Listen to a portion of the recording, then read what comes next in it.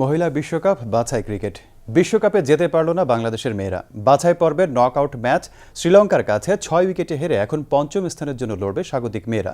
এই জয়ে লঙ্কান মেয়েরা জায়গা করে নিয়েছে 2013 সালের বিশ্বকাপে। লঙ্কানদের কাছে পরাজয়ে মেয়েদের ক্রিকেটে বাংলাদেশের ওয়ানডে স্ট্যাটাস পাওয়ার বিষয়টিও ঝুলে গেছে।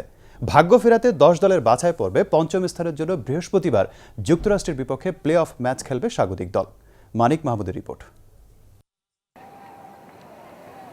মিরপুর স্টেডিয়ামে টস জিতে ব্যাটিংয়ের সিদ্ধান্ত নেন বাংলাদেশ অধিনায়ক সালমা খাতুন, কিন্তু দ্রুতই তার মুখের হাসি কেড়ে নেন লঙ্কান বোলাররা। দলীয় 4 রানেই সাজঘরে ফেরেন আয়েশা আক্তার। বাছাই পর্ব খেলার আগে 5টি প্রস্তুতি ম্যাচের সবগুলোতেই বাংলাদেশকে হারিয়ে আসা লঙ্কানরা এই ম্যাচেও চেপে ধরে স্বাগতিকদের। আর ওই চাপ নিয়ে 1 বল পর ফারজান হকও ফিরে আসেন স্কোরবোর্ডে 4 রান রেখেই। লঙ্কান বোলারদের তোপের মুখে রান আউটের ফাঁদে পড়েন শুকতারা। 13 রানে 3 উইকেট হারিয়ে ব্যাটিং বিপর্যয়ে থাকে স্বাগতিক দল। অধিনায়ক সালমা খাতুন এক প্রান্ত আগলে রেখে চেষ্টা চালান হাল ধরার, কিন্তু 32 করে তার বিদায়ের পরপরই ধসে পড়ে বাংলাদেশের ব্যাটিং। 47 ওভারে ঠিক 100 রানে গুটিয়ে যায় স্বাগতিক দল। লঙ্কান বোলিংয়ে প্রবোধনী, সিরিবর্ধনে ও অ্যালোইস নেন 2টি করে উইকেট। জবাব দিতে নেমে রানের মধ্যে থাকে লঙ্কানরা।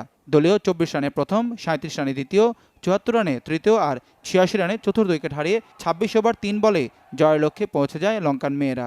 সালমা 2টি, শুকতারা ও খাদিজা 1টি করে উইকেট পান। আসলে আমাদের টপ অর্ডারে রান পাচ্ছে না, এটা হচ্ছে মেন সমস্যা। আমাদের আসলে আজকে পার্টনারশিপটাও হয়নি তেমন একটা। জাস্ট আমি যতটুকু ব্যাটিং করছি ততক্ষণ একটু রান হয়েছে, এছাড়া আমাদের পার্টনারশিপই হয়নি। আশা করছি আসলে ইউএসের সঙ্গে আমাদের 24 তারিখে যে ম্যাচটা আছে ওটা আমাদের জিততেই হবে, কারণ ওটা জিতলে আমরা ওয়ানডে স্ট্যাটাস পাবো। 10 দলের বাছাই পর্বে পঞ্চম স্থানের জন্য বাংলাদেশ বৃহস্পতিবার প্লে অফ ম্যাচ খেলবে যুক্তরাষ্ট্রের বিপক্ষে। সে পর্যন্ত ঝুলেই থাকবে মেয়েদের ক্রিকেটে বাংলাদেশের ওয়ানডে স্ট্যাটাস পাওয়ার বিষয়টি। মানিক মাহমুদ, বাংলা ভিশন, ঢাকা।